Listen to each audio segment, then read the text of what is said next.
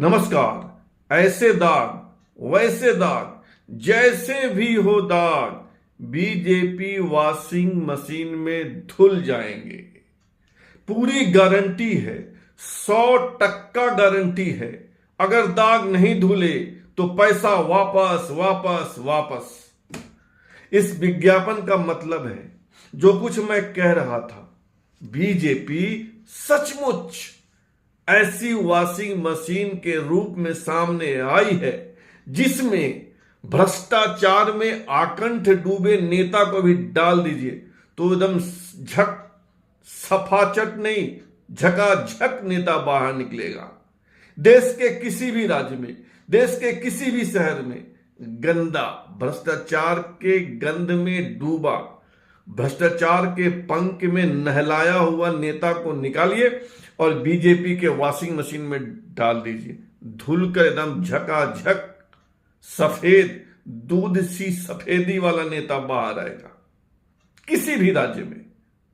और अभी झारखंड से खबर आई है, भ्रष्टाचार में यहां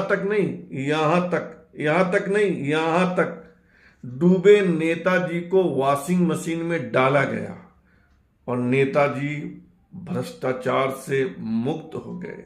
अब वे सम्माननीय नेता हैं बीजेपी की और सर्टिफिकेट दे रहे हैं असम वाले मुख्यमंत्री हेमंता बिस्वा शर्मा, जिन पर बीजेपी में आने से पहले भी दाग थे, धब्बे थे, दागदार दामन था, लेकिन बीजेपी में आ गए तो सारे दाग धुल गए। अब वे सम्माननीय मुख्यमंत्री असम हैं, असम प्रदेश के मुख्यमंत्री और झारखंड के चुनाव सह प्रभारी। अब आप पूछिएगा कि कौन है वह नेता जो भ्रष्टाचार की वॉशिंग मशीन में गंदा हो गया था और बीजेपी की वॉशिंग मशीन में आकर झकाझक साफ हो गया।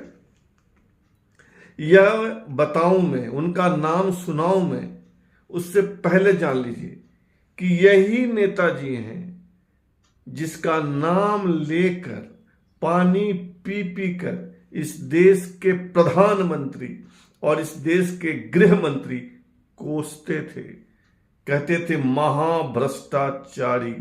वही महाभ्रष्टाचारी अब बीजेपी में आ गया। और आया कैसे?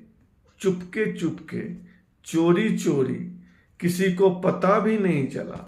वह तो आज पर्दा उठा है। अभी तक था पर्दे में रहने दो, अब पर्दा उठ गया है। तो हम भी विलंब नहीं करते हैं, आपको नाम बता देते हैं। उन नेताजी का नाम है मधु कोड़ा, झारखंड के पूर्व मुख्यमंत्री, झारखंड के अभूतपूर्व मुख्यमंत्री।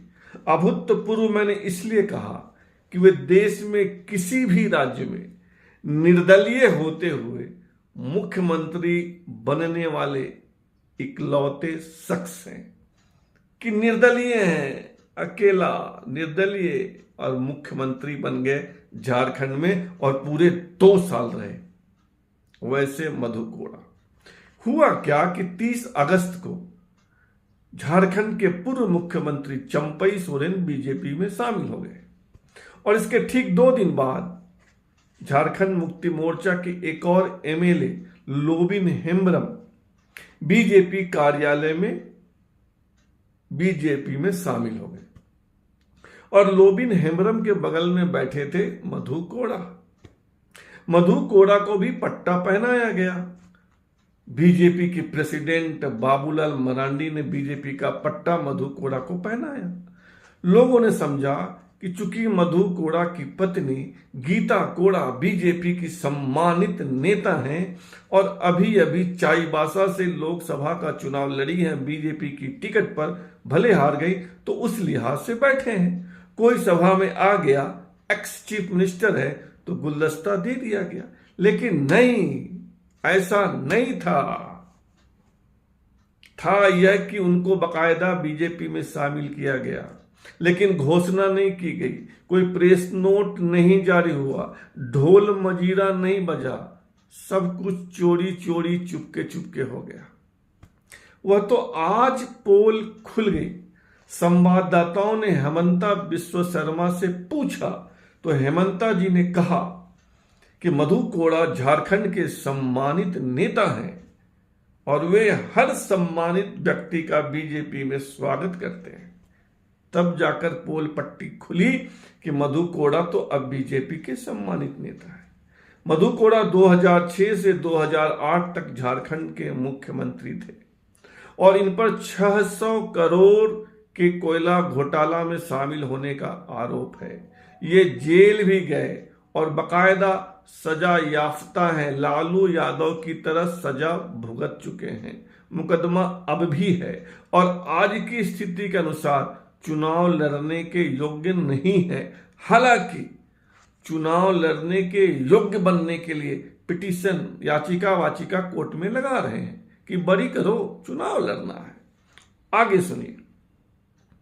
मधु कोड़ा जी का राजनीतिक सफर शुरू हुआ था ऑल झारखंड स्टूडेंट्स यूनियन से।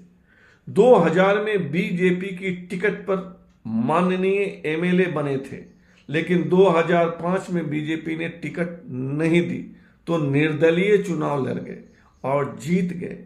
फिर झारखंड मुक्ति मोर्चा राष्ट्रीय जनता दल के सहयोग से मुख्यमंत्री बन गए और उनकी सरकार को कांग्रेस पार्टी बाहर से समर्थन दे रही थी।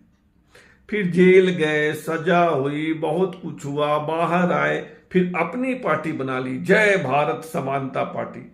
लेकिन उनकी पार्टी की खटिया हो गई खड़ी, तो घूमते टहलते फिरते हुए फिर से बीजेपी में आ गए हैं और बीजेपी की वॉशिंग मशीन में धुल गए हैं, झकाझक हो गए हैं। दूध सी सफेदी बीजेपी की वॉशिंग मशीन से आए। अब इससे ज्यादा कहा न जाए। फिलहाल इतना ही। आपसे आग्रह है कि आप इस चैनल को सब्सक्राइब कीजिए, ज्वाइन कीजिए, लाइक शेयर और कमेंट कीजिए। धन्यवाद, बहुत बहुत धन्यवाद।